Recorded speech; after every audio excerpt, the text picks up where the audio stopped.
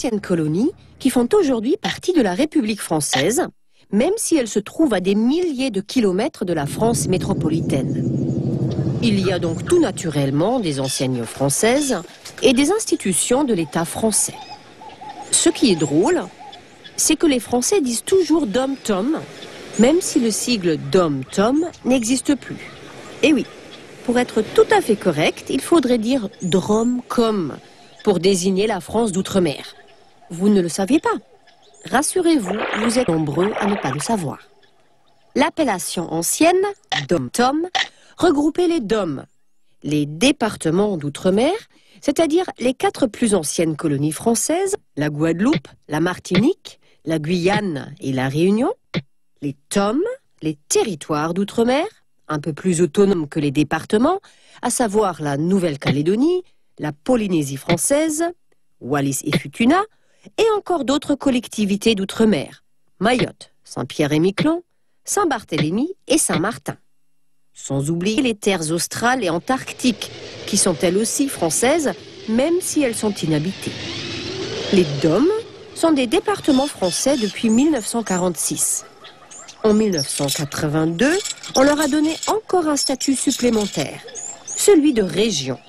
Depuis 1982, les DOM sont donc des DOM-ROM ou DROM. Les DOM-ROM font partie de l'Union européenne. La loi française s'y applique, leurs habitants votent aux élections nationales et les plaques d'immatriculation portent tout naturellement des chiffres dans la prolongation de ceux qu'on utilise pour les départements de la métropole. Pour faire la différence, ils sont précédés d'un 9. La Guadeloupe a le 971, la Martinique le 972 et ainsi de suite. Vous suivez bien? Alors continuons. En 2003, après une révision de la Constitution, exit les TOM. Les TOM et les autres collectivités qui ne sont pas des DOM-ROM deviennent des COM, des collectivités d'outre-mer.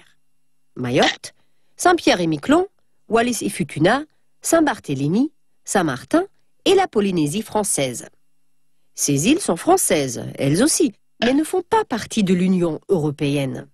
Elles bénéficient d'une autonomie douanière et fiscale et ont leur propre système de protection sociale. Mais pour la défense et la sécurité, c'est l'État français qui décide. La Nouvelle-Calédonie, quant à elle, est une collectivité sui generis. Entendez par là un genre à soi. En 2014, elle décidera de son indépendance par vote. Et voici un dernier cas pour vous embrouiller complètement la tête. La Polynésie française, en plus d'être une COM, est aussi un POM, un pays d'outre-mer. Vous voyez, c'est très complexe.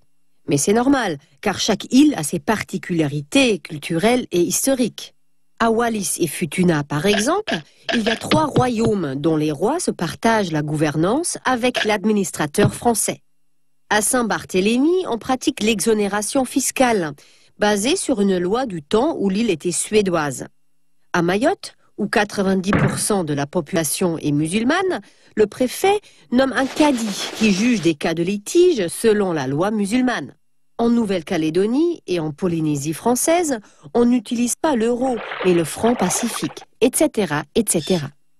Bref, la seule chose que les DROM et COM et POM ont en commun, c'est qu'il y a des plages magnifiques, qu'il y fait chaud, que les Français de la métropole adorent y passer leurs vacances, car c'est exotique sans être trop dépaysant, qu'on y parle français, qu'on y chante la Marseillaise, et que la plupart des postes à responsabilité sont occupés par les Blancs.